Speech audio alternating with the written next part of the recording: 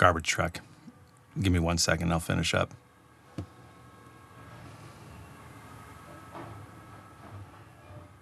Nice weather in Phoenix. I got all the doors open, all the windows open. Now I have to deal with all the noise. Welcome to Whiskey as a Journey. My name is Peter Fasciano. Today's journey, we're heading over to Clynelish Distillery, and we're going to be taking a look at the Clynelish 14-year-old. This is my Monday series. I believe I have 4 age-stated scotches left, and then I'm going to be switching it up a little bit and either going to Japanese or rye. So if you're interested in this information, go ahead and subscribe to the channel if you're not subscribed already. Let's go ahead and get this thing poured, nosed, tasted, and talked about. And if you stay until the end, I'll also give it a score. Feels like that cork is gonna come out. All right. Now I've heard this thing pronounced a couple of ways. I'm not exactly positive on how to pronounce it correctly, but let's go ahead and go with Clynelish. I'm not sure. As I'm nosing this, let me give you some information about it. Remember, I'm in Phoenix, Arizona, so your prices might be a little bit different. This is coming in at 46% ABV. I do believe it's colored and chill filtered. If you know any different, let me know in the comments down below. I have a 750 milliliter bottle, and this is coming in at $81.99, Phoenix, Arizona. This is interesting. My initial nosing, I had pineapple, but after nosing it again, that pineapple is gone, and now I'm getting a little bit more of a floral and spice to it. And I also thought I got a little bit of apple, some green apple, but that fruit sweetness went away, and I'm left with more spice and floral notes. Man, but now the pineapple's coming back with more of a peppery spice. This is going to be another confusing whiskey like the Clynelish. Maybe as we get up in age, we get a little bit more complex. I do know some reviewers are saying this is not a starter whiskey. This is a little bit more challenging, and I kind of see where they're coming from. Let me get the first sip down.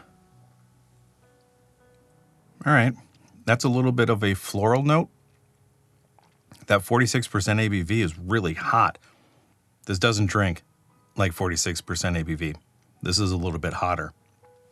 My mouth is on fire in my chest. It's burning going down.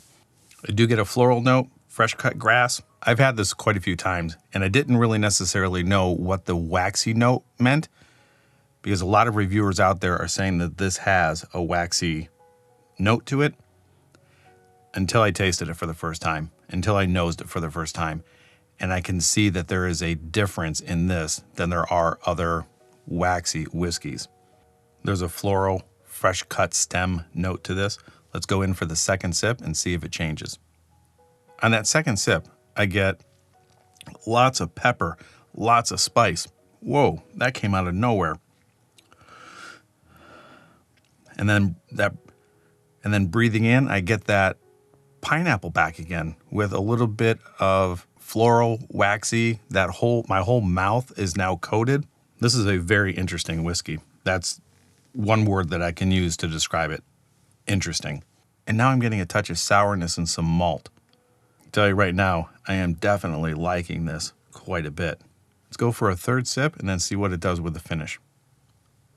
That's a long, spicy finish, and I like it.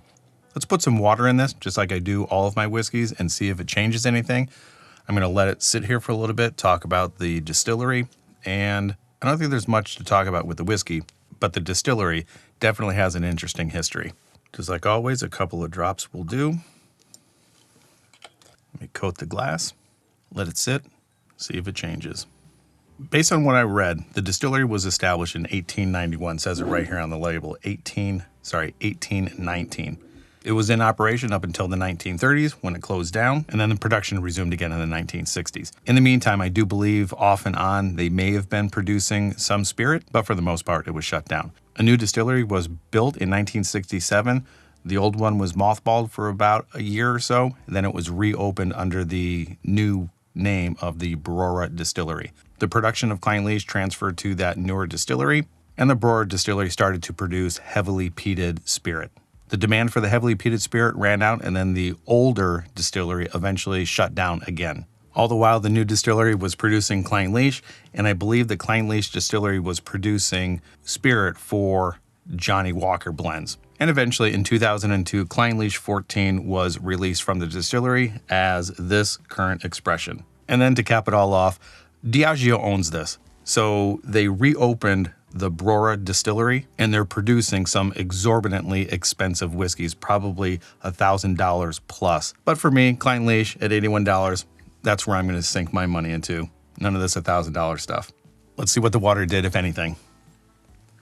On the nose, a lot more spicy. That black pepper is really coming out. I still get the fresh cut stems. That waxiness is still coming through. Peppered pineapple. It's the best way I can describe it. Peppered pineapple with a little bit of wax on it. That may not sound too appealing, but this is very good. Let's go ahead and give it a taste with the water.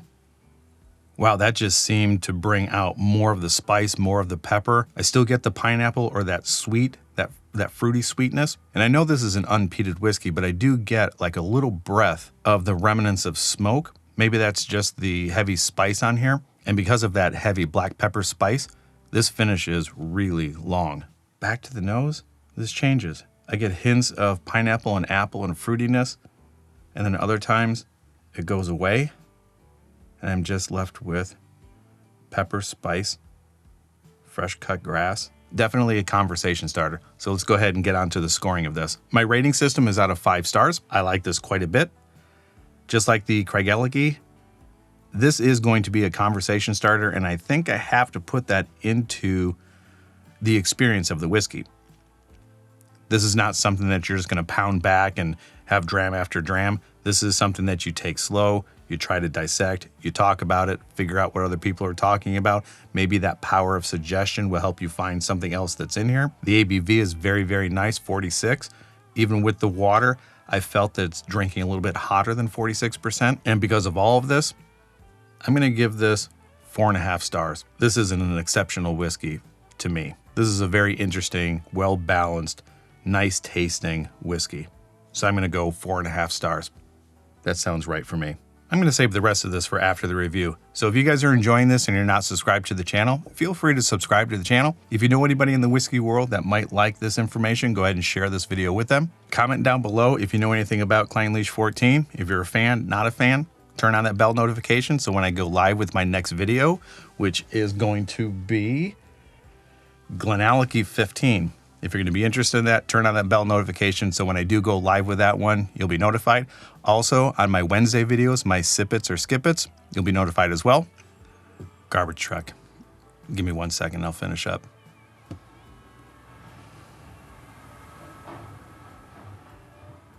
Nice weather in Phoenix. I got all the doors open, all the windows open.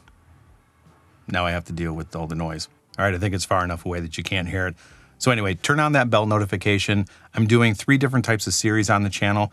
My Monday series are a selection of whiskeys, some sort of theme. My current theme right now is the age-stated single malt scotches. My Wednesday videos are Sip It or Skip It. I have all my whiskeys randomized. I take it off the shelf, give quick tasting notes, let you guys know if I'm going to sip on it, replace the bottle when it's gone, or move on to something else. And the first Friday of every month, I have my First Friday Flight Fights, where I select 3 or 4 whiskeys of the same type category, taste them, get some notes taken down, and then rank them in the order of which I like. And if all of that sounds interesting, do all those things that YouTubers ask you to do, and I'm asking you guys to do right now. Like, subscribe, share, give me a thumbs up, turn that bell notification on.